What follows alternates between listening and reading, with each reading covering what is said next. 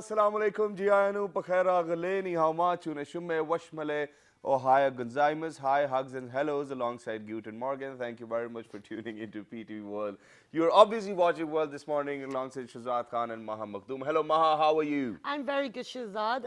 And you know, I like how you've incorporated all the different hellos from all around the world, and even the new German one that you're still really trying to get involved in that, but it's not fitting. Oh, it will fit. Okay, let me give it another try. Okay. Assalamu alaikum, Jianu, Pakhera, Galeni, Haumachu, Shume, Washmale, Ohio, Gonzaimas, Guten Morgan. Hi, hugs and hellos to everybody who's tuned into PTV Global this time. Exactly, wonderful. And that's the beauty of languages. It's about connecting everyone. And, you know, when you say your hellos, you're actually reaching out to a lot of people. It's about, you know, becoming all-inclusive. And, you know, languages can be used to kind of bring people together or take them apart. Exactly. Whenever we talk about language, I think language is one. For me, language is art as well. I mean, for all those people who came up with these words, I think they were very artistic in a way that they wanted to communicate. They had this feeling, they were desperate to communicate, and finally they find out a way as well. Yeah. But now, ladies and gentlemen, since we are global, and we all know that English is an international language and it is very necessary for us to speak English. Yes, okay, that's fine. We agree to that because we want to progress. We don't want to be left behind. But on another hand, you know, there was a decision being made by the Supreme Court that over here in Pakistan, the official language will be Urdu, and you know it needs a bit of implementation over here. Yeah, exactly. For that particular reason, the Social Sciences Department of Air University joined hands with HEC. Yeah. Continue. Yeah. Right before you go. Yeah, they joined hands with a Higher Education Commission, and they came up with a conference where they called in members or probably linguists from other countries to solve all of these issues or what the problems might be. Exactly, because like Shehzad said, you know, language is used to bridge people. It's about not being left behind in the international community as well. However, within Pakistan, it's about making Urdu the official language, but it's already the national language. And now, you know, we always talk about social issues. We talk about, you know, even within the social sphere, it causes confusion where, you know, you have your national language, but your official language is different. It's about ownership as well of your culture, of your heritage as well, and taking pride in it. Exactly. Because at the end of the day, we've seen, you know, socially as well, you know, when I look at groups of people in Europe, okay, I can take those examples because I've had exposure there. When I go to France, when I go to Germany, when I go to all these countries, the youth, they can speak English, they'll do that. They will work in English companies or they will work abroad. However, when they're communicating with each other, it's in their own language. What I've noticed within Pakistan is that majority of people try to communicate in Urdu, in Pakistan, in English as well. So there's kind of that confusion, and some, you know, youngsters don't even know Urdu, and I'm quite surprised that sometimes my Urdu is better than theirs, and that's not a good thing. Yeah, very rightly said. And then at the same time, for all those people, I mean, we get to experience this over here in Pakistan quite a lot, that when our Pakhtun brothers, when they sit together, they would, you know, start speaking in Pashto. But, you know, there's one more thing which you have to be careful about. That is, for example, if you are sitting in a place where, you know, there are people from different walks of life and probably from different origins, please make sure that they understand the language which you are speaking. Exactly. So please make sure that you do not start, you know, having a conversation in a language which nobody else can understand. That's very offensive. One more thing which I wanted to highlight before we move on with this international conference on the policy dialogue on languages. There's one more thing, and I think it is very important. The other day, it went viral on Facebook as well, that a private school in Sialkot or Sargodha, I'm not sure, they said that, you know, speaking Punjabi is a foul, or probably, you know, it's not good, it's harsh, so, you know, it will be considered, or probably the student needs to speak Urdu properly. Okay. Now, quite a lot of people, there was an outrage on that, and they burst in and they said, how can they say Punjabi is not a good language or it's a foul language? Listen, people, first of all, when you send your child to school, that means that school is a place or an institute where the rules is unified for everyone, and you go there to learn. Probably, you know, if you, Sialkot and Sargodha, both of these places, they lie within Punjab, so obviously the maximum population would actually speak Punjabi at their homes or wherever with friends or cousins. But then when you school, you're there to learn. And when you're there to learn, that means that not people only from Punjab origin are coming to those schools. There might be people or teachers or kids who might not understand Punjabi. So I think you really need to calm yourselves down on that. And, you know, when we speak about that, you know, Urdu is our national language, please make sure that we do not get into that very petty issue that, you know, oh my God, you know, you're not promoting other languages, regional languages. Over here in Pakistan, we've got more than 60 languages. We love them all, but it's about our national language, which needs to be used as an official tool. Exactly. So to discuss the situation within Pakistan and what's actually happening, what's actually happened in the conferences, we've been joined by Professor Dr. Waseema Shehzad. She is from the Air University and she's part of social sciences and she's also the conference chair. Assalamu alaikum, good morning. Thank you so much for joining And us. I'm a product of Air University myself as well. Exactly, and so we can ask them what they're doing there. No kidding. So besides Professor Dr. Waseema, we've been joined by Professor Dr. Muhammad Irshad Al-Khawalda, who is from the Muta University from Jordan. Assalamu alaikum, good morning. Thank you for joining us. Besides Professor Dr. Muhammad Irshad, we've been joined by Dr. Halima Benouch. Benzouk, I'm sorry. We've been practicing Benzouk. She is from Valghla. Walgla University. Valghla, I'm sorry, these names are very difficult. Valghla University from Algeria. Is that correct? Yeah. Thank you so much for joining us today. Besides Dr. Halima, we've been joined by Akhtar Abbas, who is also from Air University, but he is the conference coordinator. Assalamu alaikum. Walaikum salam. Thank you for joining us. Thank you. you. did Thank pick you. very interesting universities as well, but we will be discussing the situation in their respective countries. But well, I'll start with you, Dr. Waseema. What is the whole point of having this conference? See, you started with a very nice intro, and both of you have presented our case very well. I think this is commendable. And I'm happy to see our young people understanding and following the linguistic issues. Thank you for calling us young too. Acha ji. So the point is that language is a means of communication. Everyone knows that. There's no doubt about it. It is also a means to express your feelings, your ideas, your emotions. But at the same time, this is your identity. This is an expression of who you are. When it comes to me, like who am I, it's my language that reflects my identity. So it is my identity as well. Pakistan is a multilingual country. We have English here, we have Urdu here, and we have regional languages. More than 60 languages. More than 60 languages. There are written languages and there are some spoken languages which do not have their script. However, this has been very unfortunate that Pakistan, instead of taking strength from this multilingual scenario, we've witnessed controversies. We've witnessed the linguistic controversies like Sindhi movement, Pashto movement, Bengali movement, and then controversy between whether it should be Urdu or English, whether it should be Urdu or Punjabi, Urdu or Saraiki, and we politicize.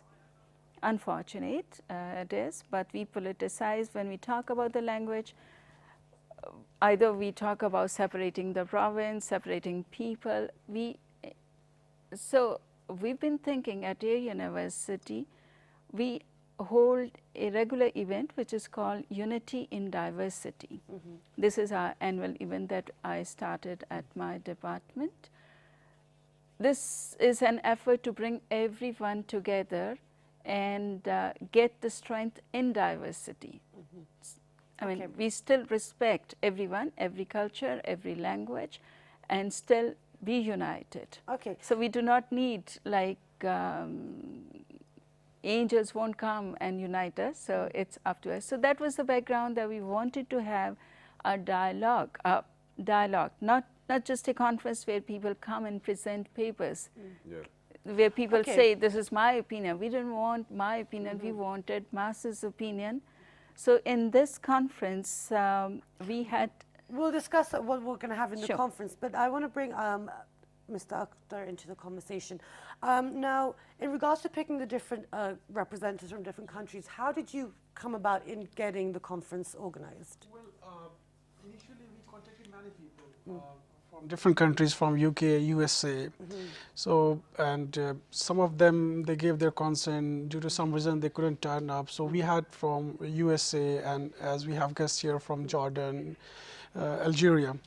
So it was very important to bring these people also, so that we could understand their linguistic context, their linguistic fabrics, linguistic diversity, what things are going in their country, and what we could learn from their linguistic diversity, and what they I mean could get from us also. Okay.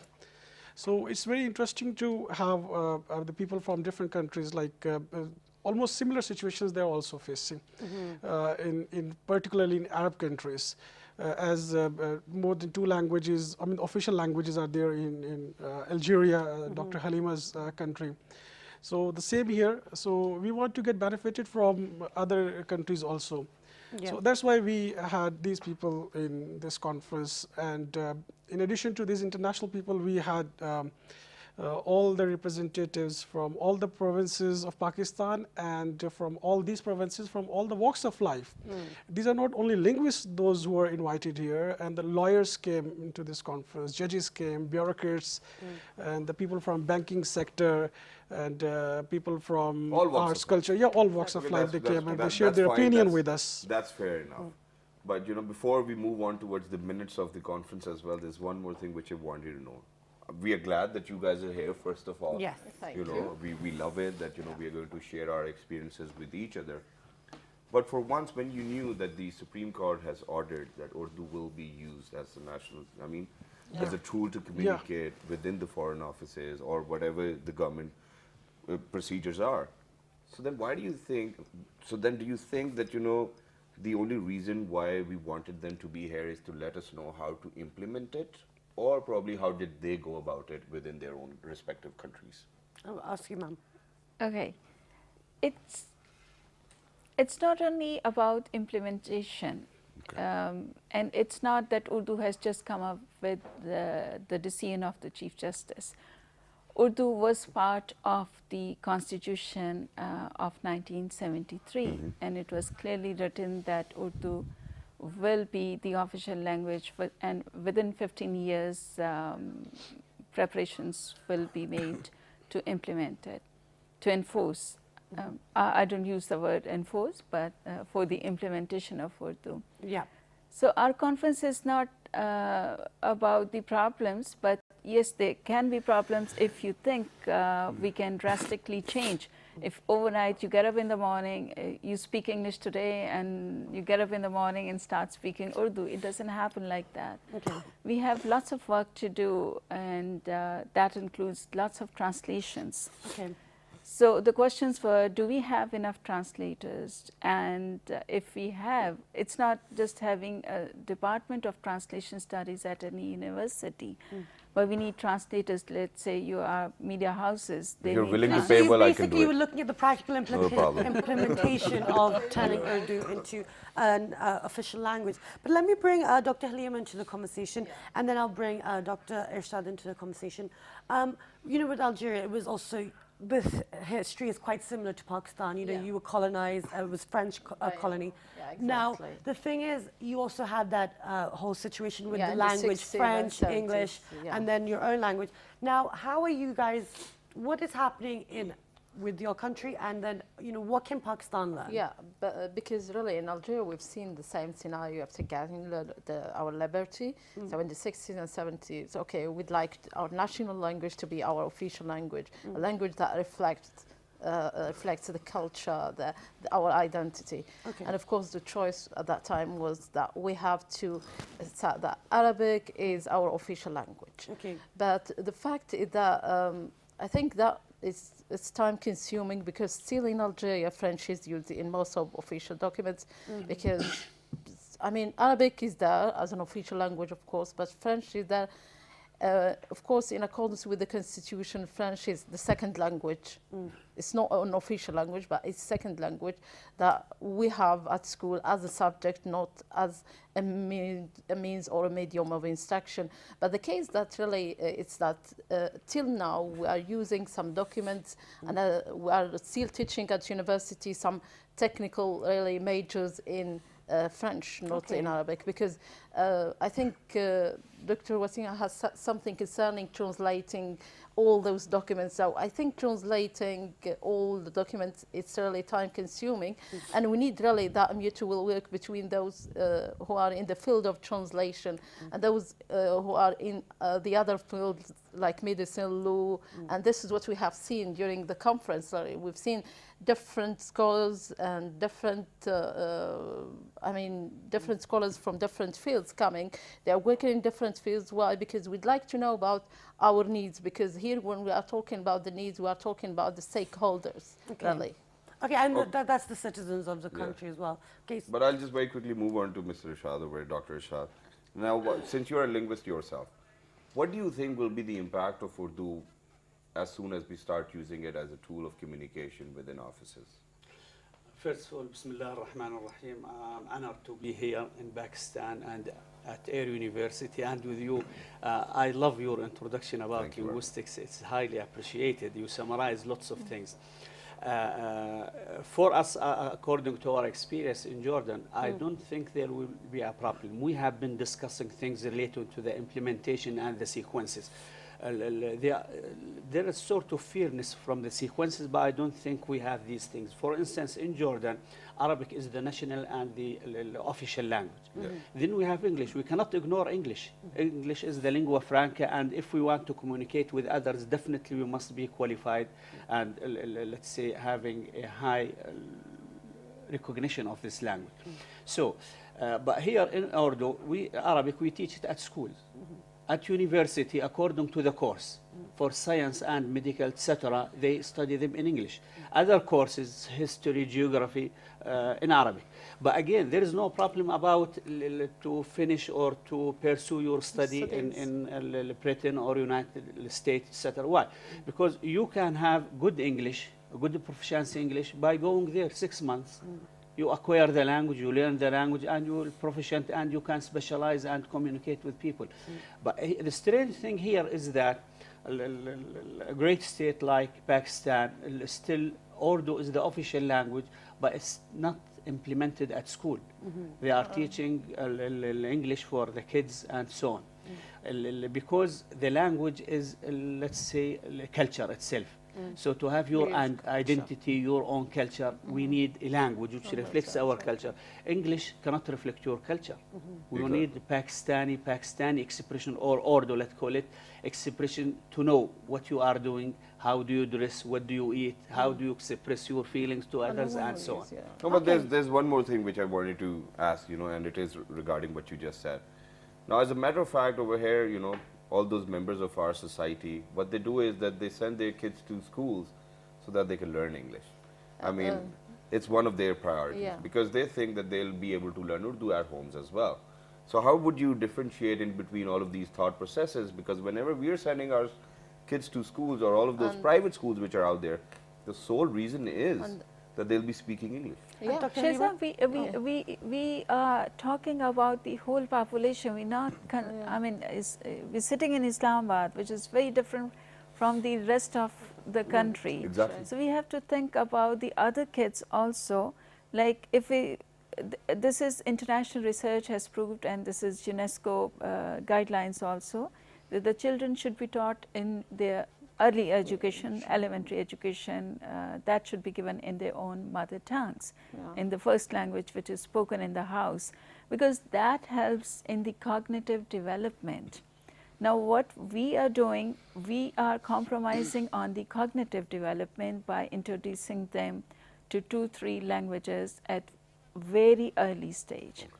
And then looking at this conference, it's not just about, when we say English or Urdu as the official language, it's not only the language used in the offices, it is the language of the media, it is the language of the law, it is the language of the medicine. All this. Let's say a prescription is written, that is written in English, and does it make sense to the patient? And similarly, when it comes to the law is written in English, and we have seen, people getting separated or divorced just because they couldn't understand. No, but if you're going to follow, legalities. if you have, for example, our country follows British law. All right, so obviously it's going to be in English because Okay. it's their law. Yeah, so this is my point. We have to say goodbye to those things. and Okay, we so need this to is have what our this is own. the conversation now, and I think this is exactly why we're having that conference. Now, I'd like to bring Dr. Halima back into the conversation because obviously with the whole, history, like kind of similarities, then we can learn as well from each other. Now, like Shehzad said, this country was created with the help of certain individuals, certain factors, and certain ways of life. Now, that culture is still prevalent. Like Shehzad said, our legal system is based not on Pakistan or etc. or on the cultural aspects to a certain degree. How do we now incorporate our national language into the official language when even our systems are not in the official language?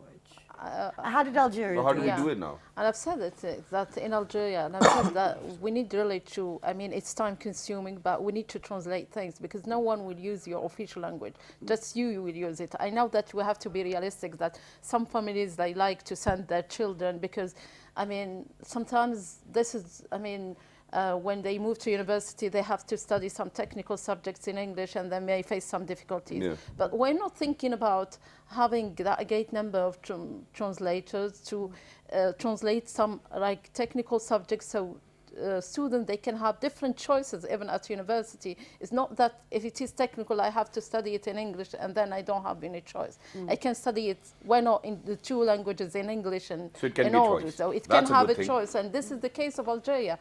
So sometimes you have that major and you can study that major in French and in Arabic. And sometimes if we don't find more translated materials, just you go to French and English. But the case that we have to work on that because no one will use your official language. And the case is that you feel that you are just isolating yourself. Okay, it's good to know different languages and we should have them all the times because in this case you know about the others, which is something good, and this is something will add to you all the times.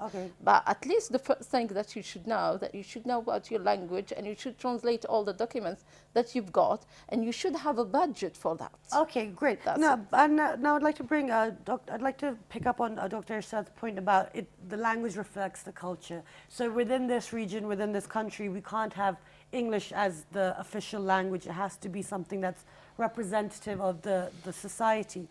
How do we go to that point? Like you said, the whole point of the conference was to talk about implementation of this.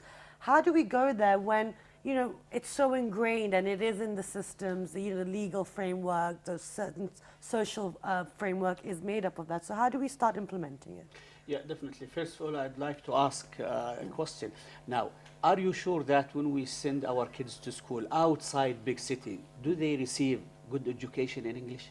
Exactly, because we might be a developing country, but then at the same time, even if you go to the little villages or Gujranwala or Sialkot or other cities of Pakistan, we do have these private schools and people are striving to get their kids into private schools.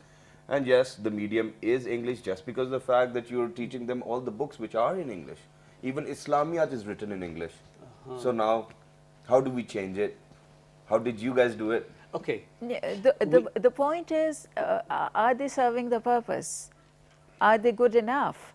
Are they learning what they are taught? Because the education are they learning what they are taught? So now we can have it step by step. Definitely, you cannot change everything one go. No, it takes time. So we start from school teaching them, for example, Urdu or any other regional language. I don't know, but for example, you start from the first, second, third.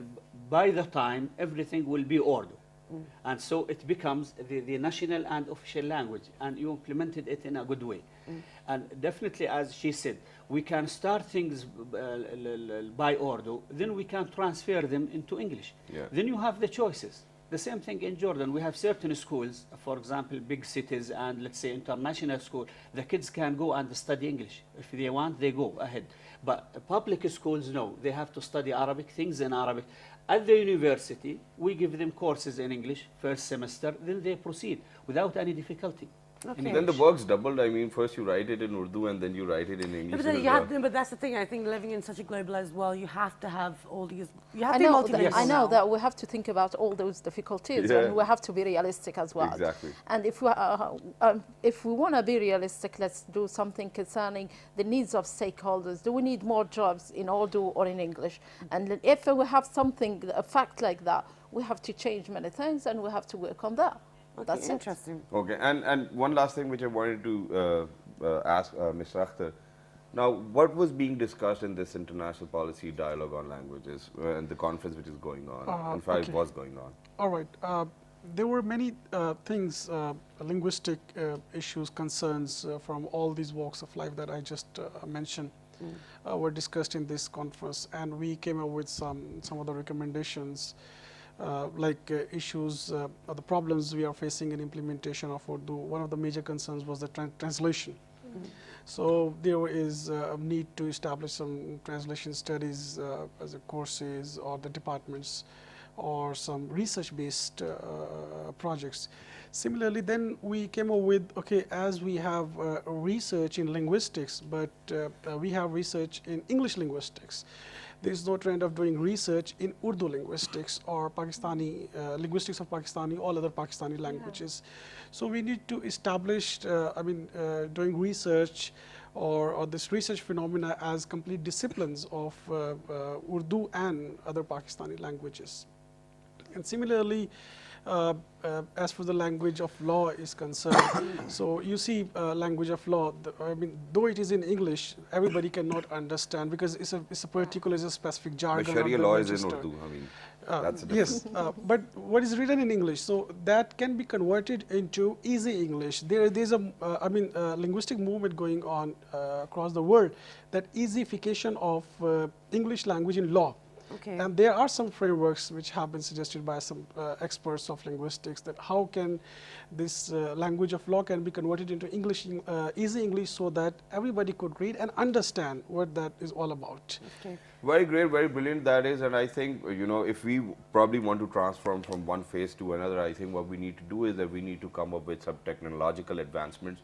For example, there has been applications out there. If you are in Germany, you speak Urdu, you just say it in Urdu and your phone will do the rest of the work. They'll speak in German as well. I think we Technology is need on to our come up side. with solutions which will take less time, less energy, and would be of great benefit. But right now, ladies and gentlemen, we need to go for a short break. There'll be a bit of shuffle in the guests because we have got representatives from other countries. Stay tuned, since we are talking about Urdu, which is our national language.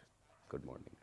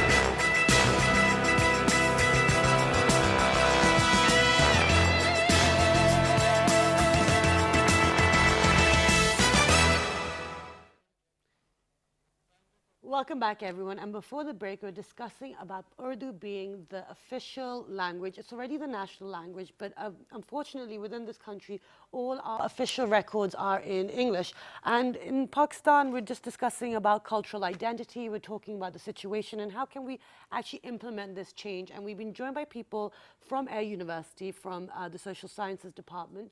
And they're talking about, they've had a conference and they're talking about how can we do it here. We've had people from other countries as well, different representatives talking about their situation.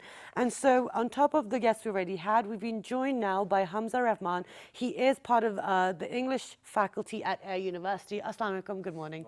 Thank you for joining us. Besides Mr. Hamza Rehman, we've been joined by Dr. Basim Muhammad Abubakar. He is from Benghazi University from Libya. Assalamu alaikum, good morning. Thank you for joining us today. So continuing the conversation where we left off, being part of the air faculty, the English faculty, what do you see the situation as?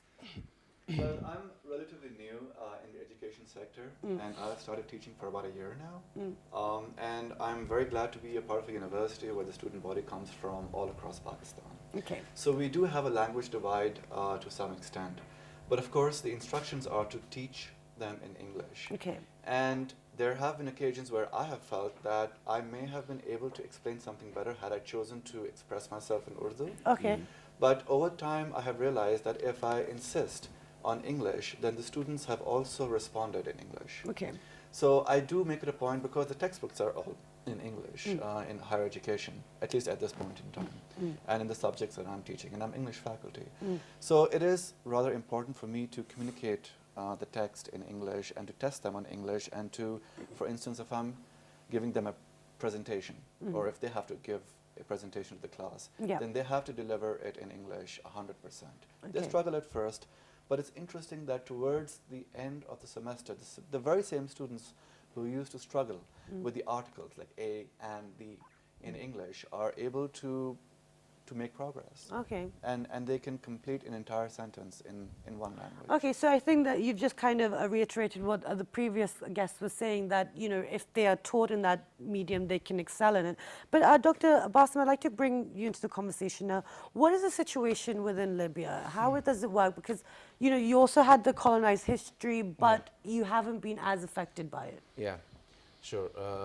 Actually, the situation in Libya is a little bit different from the situation in Pakistan, because yes, we were colonized by Italy for about 40 to 50 years, but that didn't affect the identity and the language since that time. So the official language, the national language in Libya is in Arabic, everything in Arabic, the official communication, the education, the media instruction, everything. But that actually had a negative impact. We had another experience actually in mid-80s. The ex-government before the revolution in mid-80s, the ex-government banned teaching and using English in all sectors in the country. Okay. Yeah, and that had a bad effect, actually a negative effect since that time, because we have now doctors, many educators over the nation cannot participate internationally and cannot write papers and contribute to the international community for publishing and so on. Okay. So we are looking now to move towards implementing some kind of English courses, especially for higher education, just to encourage and to motivate the educators to be engaged in the international community and to publish things and to participate internationally in the conferences and so on. Amazing that is. But I would love to come back to Mr. Hamza, where since earlier on the show we were discussing about the law as well. And you've been a former lawyer. In fact, you're not practicing right now. You're in the education industry. How do you think things will go after all this judgment by the Supreme Court? I think it's very interesting to talk about the legal profession and this judgment, because it's directly impacted. We have many decades of precedents, and if you go into the laws, we have a lot of colonial laws that go back into the 19th century. Exactly. So there are entire judgments that discuss in part the use of a comma in one statute. I would be very interested to see how such a law would translate into Urdu. Because as we know, the meaning can change. Exactly. And remember, this is not just English that we're talking about, this is legalese. So this is specific English that is designed for use within a certain profession. So if we begin to translate these laws into another language, be it Urdu or be it Arabic or Chinese, we will not only need translators, but we will need lawyers or professionals who are a part of the legal profession and who can understand the impact of each word and each grammar tool, and then translate that into another language. Exactly. For example, if we are using the word might or may within a judgment, I think it will have different repercussions Yeah, to it huge. as well. Oh, definitely. It can be, the difference can be as large as one between prosecution and innocence. Yeah. Okay. So we don't want to risk the lives of people who may face jail term because a comma was misplaced. And these grammar mistakes or grammar uses are very grave. So it can be quite serious. Okay, now, okay, talking about the implementation of the official language as Urdu, I was looking at the history of Urdu, looking at the history of this subcontinent as well. You know, before the British Raj came, they were using different forms of Persian, etc., in their official language, even within India. Now, when it came under the British Raj, it turned to Hindu, you know, they went to Sanskrit and, you know, the Hindu. Hindi. Yeah. Devanagari script. Sorry, I've forgotten the name. I've got so That's much all right. information in my head right now. But then, so then when we were being colonized, when there was a different way of life being implemented, that's when we reverted, when we went to English. So the thing is, it has changed over the centuries, the official language. So how long do you think it would take for Urdu to actually now come back into it, to the point where we won't have these problems with might or may, you know, where we can be as expressive in Urdu as we are in English? Well, really, it's not a very simple question, as simply you have asked. Yeah. So you would That's why we're refer to having it this as a good discussion, yeah. question, right? Sorry? No, I just said that you would refer to it as a good question. You know, it's extremely difficult at this moment to define the timeline.